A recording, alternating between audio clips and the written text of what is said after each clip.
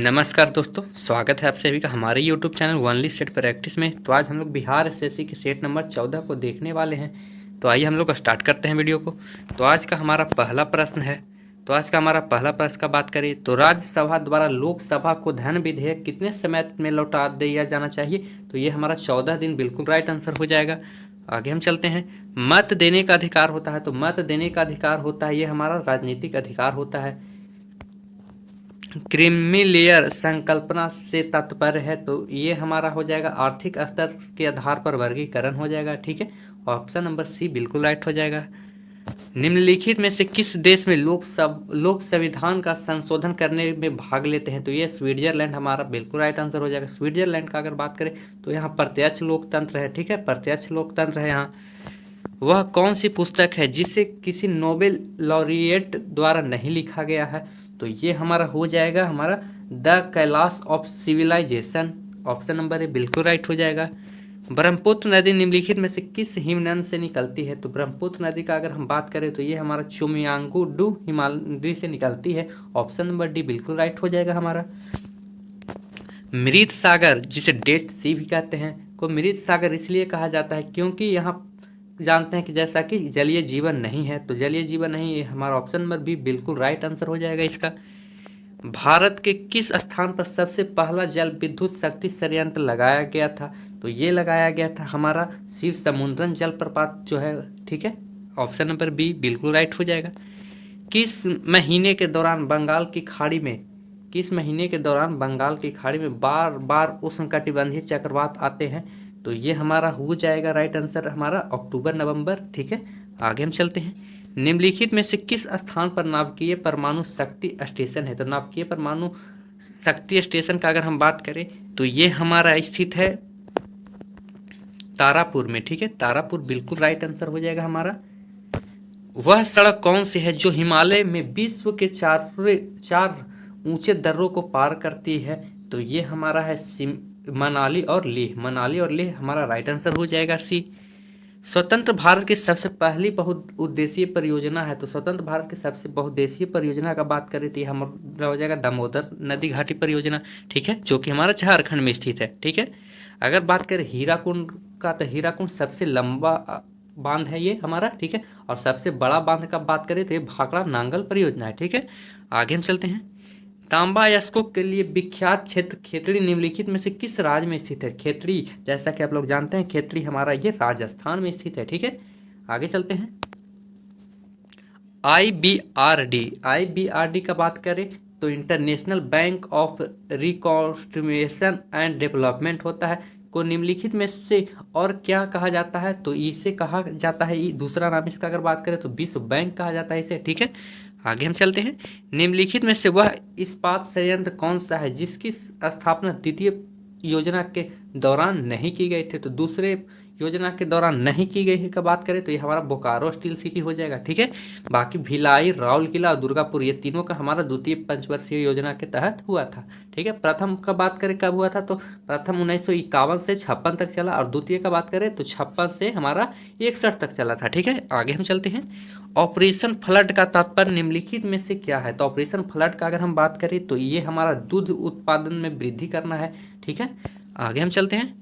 भारत में Prince of Wales संग्रहालय का नया नाम निम्नलिखित में से क्या है। तो प्रिंस ऑफ वेल्स का नया नाम का अगर हम बात करें तो ये हमारा छत्रपति शिवाजी संग्रहालय है इसका नाम। निम्नलिखित में से सम्राट अशोक की वह पत्नी कौन थी जिसने उनको प्रभावित किया था। तो ये उनकी पत्नी का नाम था ये करुणावाकी। ठीक है, हमारा राइट आंसर डी हो जाएगा। फिर निम्नलिखित में से वह राज्य कौन सा है जिसकी सीमा म्यांमार से नहीं लगती। म्यांमार से नहीं लगने वाली सीमा का बात किया है, तो आइए देखते हैं। तो ये हमारा हो जाएगा असम, हमारा राइट आंसर हो जाएगा। म्यांमार से सटने वाला देश का अगर बात करें तो इसका ट्रिक है म्यांमार आना मम्मी। तो म्यांमार हो गया, आना से हो गया अरुणाचल प्रदेश, और आना मम्मी से होगा मणिपुर और मिजोरम। ठीक है, तो ये तीनों हमारा सटता है और असम हमारा नहीं सटता है, तो राइट आंसर ई हो जाएगा। आगे हम चलते हैं। फिर है मिडनाइट डायरीज निम्नलिखित में से किसकी आत्मकथा है। तो मिडनाइट डायरीज का बात करें तो ये हमारा बेरिस एल्त्सिन का ये पुस्तक है। ठीक है, आगे हम चलते हैं।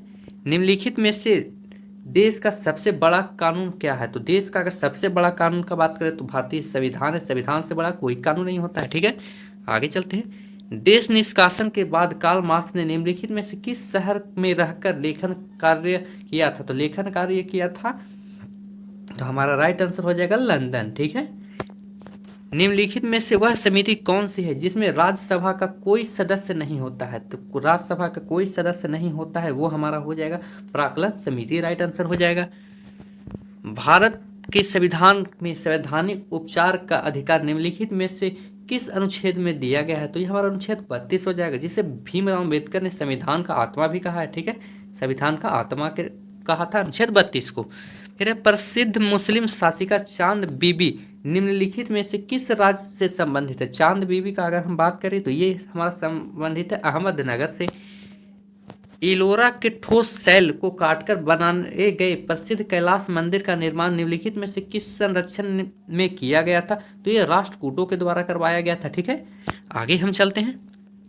निम्नलिखित में से वह कौन सा गणराज्य युगोस्लाविया से संबंधित नहीं है? तो ये हमारा हो जाएगा, ये हमारा लातविया। ठीक है, लातविया हमारा राइट आंसर हो जाएगा। आगे हम चलते हैं। द हाउस फॉर मिस्ड विश्वास पुस्तक के लेखक निम्नलिखित में से कौन है? तो आइए हम लोग देखते हैं इसका ऑप्शन। तो ये हमारे हो जाएंगे ये बी एम न्यायपाल। बी एम न्यायपाल हमारा राइट आंसर सी हो जाएगा। आगे हम चलते हैं। जल्पवा बाल शब्द निम्नलिखित में से किससे संबंधित है? तो ये हमारा संबंधित हो जाएगा हमारा बास्केटबॉल से है। उस स्टोरिये को निम्नलिखित में से क्या कहा जाता है जो इस उद्देश्य से स्टॉक को बेचा जाता है कि कीमत गिरने पर वह उसकी पुनः खरीद लेगा? तो ये हमारा होता है मंदरिया, जिसे बियर कहते हैं। ठीक है, मंदरिया और एक होता है तेजड़िया। तेजड़िया को बुल और मंदरिया को बियर कहते हैं। ये शेयर मार्केट से संबंधित है। अगर शेयर का जब कीमत बढ़ने लगता है तो उसे बुल कहते हैं, जिसको तेजड़िया कहते हैं, और जब उसका घटने लगता है तो उसे मंदरिया कहते हैं। ठीक है, जिसे बियर कहते हैं। बुल्स और बियर से इसे संकेत दिया जाता है। तो आइए हम लोग आगे चलते हैं। राष्ट्रीय आय का आकलन करते समय निम्नलिखित में से किस सेवा की गणना नहीं की जाती है? तो ये हमारा हो जाएगा गृहिणी सेवा। ठीक है, घर की सेवा हमारा इसके अंतर्गत नहीं आता है। बाकी शिक्षा की सेवा, डॉक्टर की सेवाएं और नौकरानी की सेवाएं, ठीक है, ये सभी आते हैं। फिर है जनता पार्टी के शासनकाल के दौरान भारत के राष्ट्रपति कौन थे? तो बीजेपी की बात कर रहा है। तो बीजेपी के समय राष्ट्रपति कौन थे? तो ये हमारे थे नीलम संजीवा रेड्डी। ठीक है, आगे हम चलते हैं। शासन की संघीय प्रणाली इस अधिनियम के अंतर्गत स्थापित किया गया। तो ये हमारा क्या है? भारत शासन अधिनियम 1935 जो गवर्नमेंट एक्ट अधिनियम के भी नाम से जाना जाता है। ठीक है, आगे हम चलते हैं। संयुक्त राष्ट्र यूनाइटेड नेशन की महासभा की बैठक हुई थी। तो ये हमारा जो बैठक हुआ था, ये हमारा था वर्ष में एक बार ही होता है ये बैठक। ठीक है, आगे हम चलते हैं। सुभाष चंद्र बोस ने स्वतंत्र भारत का अंतरिम सरकार का स्थापना किया था। तो ये सिंगापुर में किया था। ठीक है, आगे हम चलते हैं। हॉटमेल का सृजन निम्नलिखित में से किसने किया था? तो ये करने वाले थे हमारे ये सबीर भाटिया। ठीक है, सबीर भाटिया राइट आंसर हो जाएगा। निम्नलिखित में से उस टीम का नेता कौन था जिसने मोजेइक नामक वेब ब्राउज़र का विकास किया था? तो ये थे हमारे मार्क एंडरसन। ठीक है, मार्क एंडरसन राइट आंसर हो जाएगा।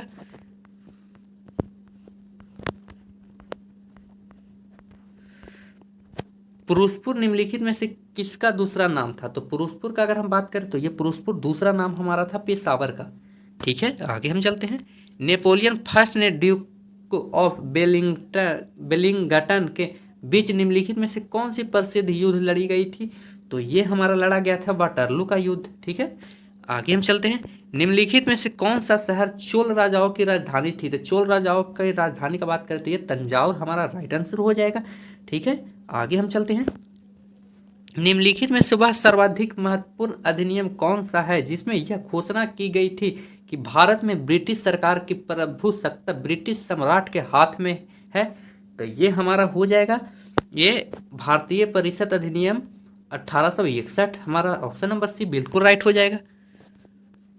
फिर है क्रीमियन युद्ध निम्नलिखित में से किसके बीच हुआ था? तो क्रीमियन युद्ध का हम अगर बात करें तो ये हुआ था हमारा रूस और तुर्की के बीच, ठीक है। टर्की हो गया, तुर्की यहाँ कर लीजिएगा। आगे चलते हैं। लक्षद्वीप के लोग निम्नलिखित में से कौन सी भाषा बोलते थे? तो लक्षद्वीप में बोले जानी भाषा की बात करें तो मलयालम है। निम्नलिखित में से किस नदी के संबंध में मध्य प्रदेश, महाराष्ट्र, गुजरात का विवाद चल रहा है? तो ये हमारा हो जाएगा नर्मदा नदी, ठीक है। आगे हम चलते हैं। एशिया और अमेरिका के तट को छूने वाले महासागर कौन है? तो एशिया और अमेरिका के तट को छूने वाले महासागर का बात करें तो ये प्रशांत महासागर हो जाएगा राइट आंसर।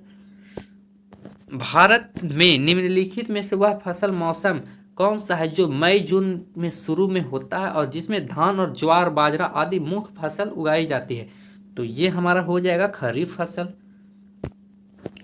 किस गवर्नर जनरल के कार्यकाल के दौरान भारतीय राष्ट्रीय कांग्रेस बनी थी? तो ये लॉर्ड डफरिन होना चाहिए। देखते हैं लॉर्ड डफरिन की दिमाग की उपज थी, तो लॉर्ड डफरिन हमारा ऑप्शन नंबर सी में है, ठीक है। अगर बात करें भारतीय राष्ट्रीय कांग्रेस की स्थापना का तो ये 28 दिसंबर 1885 में इसकी स्थापना होती है, ठीक है। ये लॉर्ड डफरिन के दिमाग की उपज है, लेकिन इसके संस्थापक का बात करें तो हयूम है, ठीक है। आगे चलते हैं। मोहम्मद गौरी विजित प्रदेश को देखभाल के लिए निम्नलिखित में से किस विश्वसनीय जनरल को छोड़कर गया था? तो ये कुतुबुद्दीन ऐबक को यहाँ छोड़कर गया था। ऑप्शन नंबर बी बिल्कुल सी हमारा बिल्कुल राइट आंसर हो जाएगा। अमेरिकी नौसेना तथा वायुसेना बेस पर्ल हार्बर पर निम्नलिखित में से किसके द्वारा आक्रमण किया गया था?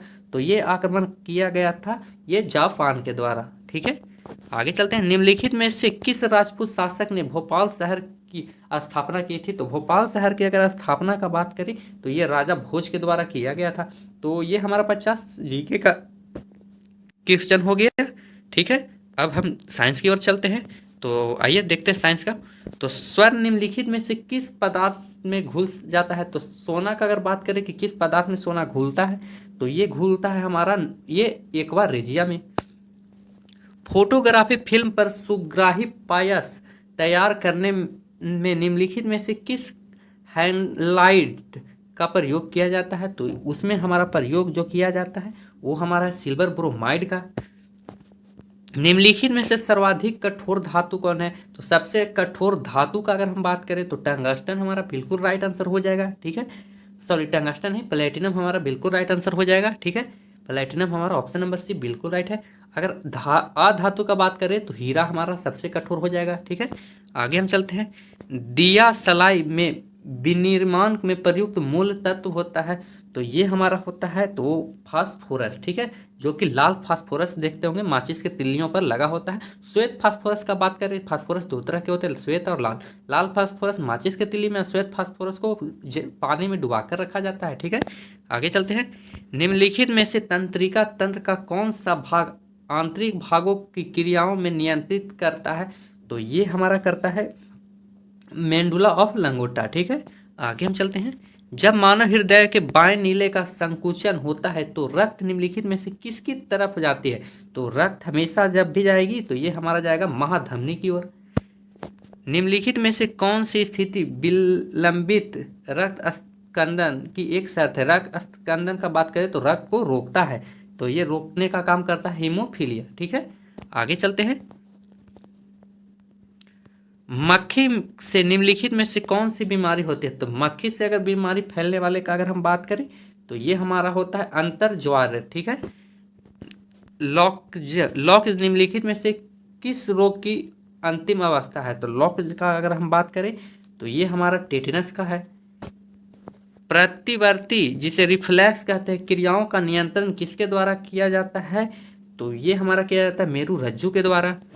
परागकण के दौरान परागकणों को ग्रहण करने वाली पुष्पीय भाग होता है तो हक बिंदु होता है। निम्नलिखित में से कौन सा पदार्थ पौधे के लिए एक सूक्ष्म पोषक होता है? तो ये हमारा होता है बोरॉन, राइट आंसर डी हो जाएगा। निम्नलिखित में से कौन सी शर्करा तत्कालिक ऊर्जा प्रदान करती है? तो ग्लूकोज हमारा बिल्कुल राइट आंसर हो जाएगा, ठीक है। और कहीं कहीं पर कार्बोहाइड्रेट भी देता है, तो कार्बोहाइड्रेट अगर ऑप्शन में रहे तो कार्बोहाइड्रेट भी हमारा देखिएगा। तो इसमें कार्बोहाइड्रेट ना है, ग्लूकोज है, तो ग्लूकोज हमारा राइट आंसर हो जाएगा। निम्नलिखित में से वह पौधा कौन सी है जो बीजाणुओं जिसे स्पोर्स कहते हैं के जारित प्रजनन करता है? तो ये हमारा करता है हमारा फर्न, ठीक है, जिसे पर्णांग भी कहते हैं। निम्नलिखित में से कौन सी चीज भूमिगत खाद्य तना है? तो इसमें से देखना है कि भूमिगत खाद्य तना कौन है, तो ये हमारा अदरक हो जाएगा, ठीक है। यदि किसी साधारण कांच की नली और एक कांच की कोशिका नली दोनों को पानी में भीग बीकर में डाला जाए तो पानी निम्नलिखित में से किस में उठेगा? तो पानी किस में उठेगा? तो ये हमारा हो जाएगा दोनों में, ठीक है। आगे हम चलते हैं। द्रवित चालित ब्रेक निम्नलिखित में से किस सिद्धांत पर कार्य करता है? तो ये हमारा बर्नौली के सिद्धांत पर कार्य करता है। बर्नौली पर में हमारा बिल्कुल राइट आंसर हो जाएगा, ठीक है। सॉरी, बर्नौली प्रमेय नहीं, बर्नौली प्रमेय पर छप्पर का उड़ना, ये सब बर्नौली प्रमेय हमारा राइट आंसर हो जाएगा हमारा। तो ये राइट आंसर हमारा पास्कल का सिद्धांत पर हो जाएगा, पास्कल के नियम पर हमारा राइट आंसर हो जाएगा।